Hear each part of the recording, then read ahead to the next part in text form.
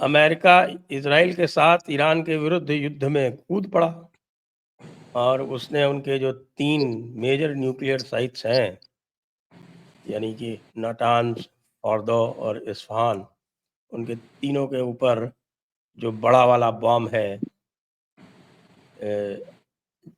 GBU-57, बताते हैं कोई 30,000 पाउंड का, मतलब करीब 1.5 टन का या 1.6 टन का जो वो बॉम्ब है, वो गिराया। कोई कह रहे हैं कि फॉर्दो के ऊपर तो 6 से 12 के बीच में बताया जा रहा है और बाकी जगह 2-2। तो अब अमेरिका की फॉर्मल एंट्री हो गई है इस युद्ध में, तो अब आगे आप क्या देखते हैं, क्या सिनेरियो बनेगा अब? फॉर्मल एंट्री तो बहुत पहले हो चुकी। ये लड़ाई केवल इजराइल की नहीं थी, ये लड़ाई उससे ज्यादा अमेरिका की लड़ाई थी। इजराइल तो जिसको उसको डिस्क्राइब करते हैं ना वो कि unsinkable aircraft carrier in the Middle East, वो है वो इनके स्ट्रेटेजिक इम्पेरेटिव्स, इनके मैरीटाइम इम्पेरेटिव्स, ये सारा का सारा इसमें इन्वॉल्व था। तो ये तो सबकी लड़ाई थी और एक तरह से देखिए तो ये पूरी दुनिया की लड़ाई है।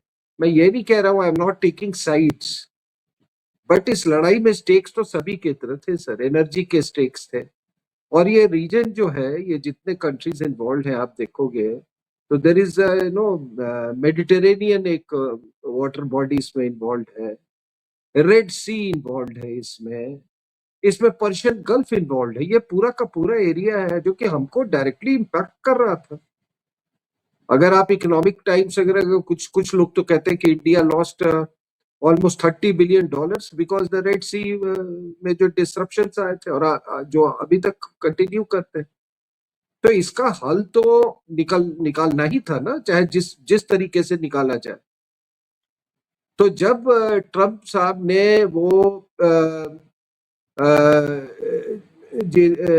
जॉइंट कॉम्प्रिहेंसिव एक्शन प्लान से वो उन्होंने वो किया P5+1 से 2017 में, तो जाहिर सी बात थी कि आप जब किसी अरेंजमेंट से अपने आप को बाहर निकाल लेते हैं, यू विथड्रॉ योरसेल्व्स, तो you have to put an alternate arrangement in place. तो अमेरिका को करना ही था। और आप बताइए कि जब उन्होंने कहा ट्रंप ने तेहरान वासियों कि भैया आप इवैक्यूएट कर लो वहां से, तो वो थोड़ी उनका कहने का मतलब था कि यार चले जाओ, नहीं तो इजरायली तुमको आके ठोकेंगे। That was it meant that there will be American intervention. दूसरा चीज था कि सर, मैं कुछ चीजें बता रहा हूं आपको कि दूसरा था कि सर उन्होंने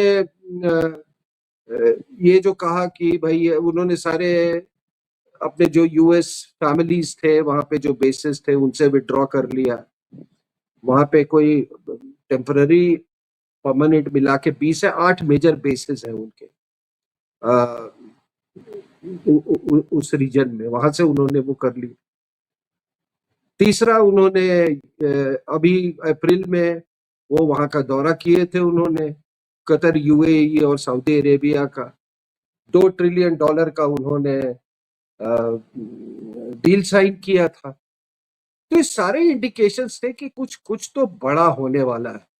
और सर मैं एक और बात बता दूं कि ये देखिए, हम जो ट्रंप को इतना बेवकूफ समझते हैं ना, चलिए हम लोगों की जो there is a tendency on part of certain people और certain segments to ridicule him, लेकिन वो बड़ा वो उसका अपना एक उसका प्लान होता है। उसका बोलने का तरीका, अपने कंडक्ट करने का तरीका एक अलग सा, इसलिए लोग ये सोचते हैं कि ये हल्के फुल्के में बात कह जाता है। ऐसी बात नहीं है सर। आप देखिए how systematically they have gone about the whole thing. Sir सबसे पहले हमास को खत्म किया इन्होंने, उसके बाद हिजबुल्लाह को खत्म किया, उसके बाद सीरिया को रेजिम चेंज किया सर, और उसके बाद इन्होंने पाकिस्तान को ठुकवाया। हो सकता है इससे आप लोग असहमत हो जो मैं कह रहा हूं, but these are all linked. Iran का क्या था सर, उसने कहा कि भैया हमने तो एक ऐसा फॉर्मूला बनाया है कि इससे कभी इजराइल उबर ही नहीं पाएगा। और वो फॉर्मूला क्या है?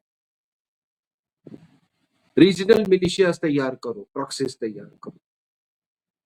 दूसरा था कि मिसाइल कैपेबिलिटी एक्वायर करो, चाइनीज की मदद से, नॉर्थ कोरिया की मदद से वो करो।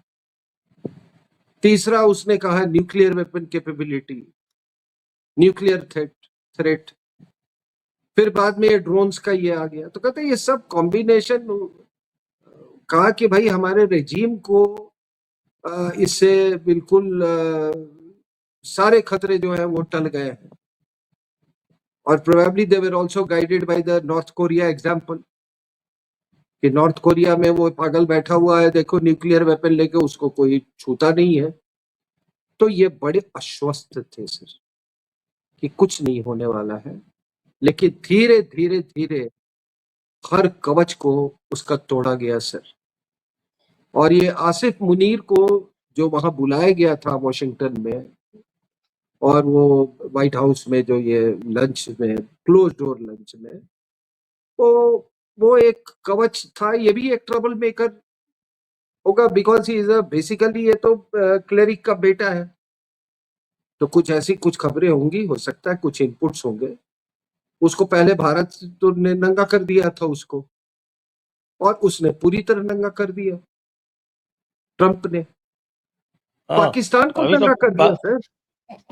पाकिस्तान का मैं देख रहा था कि वो शहबाज शरीफ कह रहा है कि साहब के बेगर्स कांट बी चूजर्स, हमें तो अब अमेरिका बोलिए, की बात माननी ही पड़ेगी। इससे आप एक कंट्री को क्या नंगा कर सकते हैं सर? अभी आपके बगल में यूनिस रेजीम है, आप वहां से वकारुज्जमान को बुला लो मोदी से मीट करने के लिए, without the consent of the head of the state. ये क्या, इससे ज्यादा और बेइज्जती क्या होगी सर? और ये जो कुछ लोग यहाँ चिल्ला रहे थे, हाइफरनेट करवा दिया जी, हाइफरनेट करवा दिया जी मोदी ने, ट्रंप ने बात किया। अरे जिस दिन उसने आसिफ मुनीर को बुलाया, देयर बाय इंडिकेटिंग कि भैया कोई पाकिस्तान स्टेट टू स्टेट नहीं है, it is not a state, it is a client state of whosoever it may be USA, और जिसका भी वो क्लाइंट स्टेट हो, और उसके साथ आप कुछ भी तोड़ मड़ोड़ कर सकते हैं। उसने मैसेज दिया कि भैया डिसीजन तो यही ले रहा है, पाकिस्तान के अंदर के लोगों को वो किया कि डिसीजन ये ले रहा है, यही हमको बेस देगा। हु नोज, ये जो ये गुआम से में जो बॉम्बर्स आए सर मिसूरी से, और यहाँ पे आए आपके गुआम बेस में आए विथ इन फ्लाइट रिफ्यूलर्स, तो इंडिकेशन तो बिल्कुल वही था। कल परसों मैंने कल भी आपको मैंने एक मिनट आपको रुकूंगा यहाँ पे। समाचार ये है कि ये जो गुआम का इन्होंने मिसूरी से जो आपके व्हाइट मैन एयरबेस से मिसूरी से ये जो उड़ाए थे इन्होंने, ये डाइवर्शन था। ये एक्चुअल जो जिन्होंने बॉम्बिंग की है वो अटलांटिक रूट से आए हैं और बॉम्बिंग करके वापस चले गए। शायद डिएगो गार्सिया चलेगा। हाँ, तो ये जो सर ये इनपुट मेरे और पास उसमें नहीं ये था। अभी देख रहा था मैं, ब्लूमबेरी वगैरह पे चल रहा है कि दे flu 37,000 kilometres. Oh my God. तो हाँ, एक जो दिखाया फ्लाइट दिखाया रिफ्यूलर। इन्होंने, जानबूझ के दिखाया इन्होंने कि वो जो है वो गुआम की तरफ जा रहे हैं, और एक्चुअल जो भेजे वो दूसरी तरफ से भेजे। हाँ, वहां से उस रास्ते से कोई ऐसे हॉस्टाइल एयर डिफेंस का भी इस रास्ते से भी कोई उतना वो नहीं था।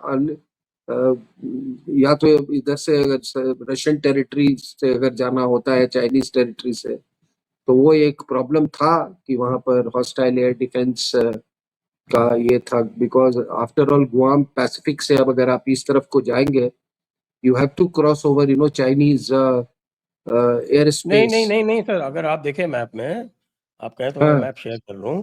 Do you want me to share the map?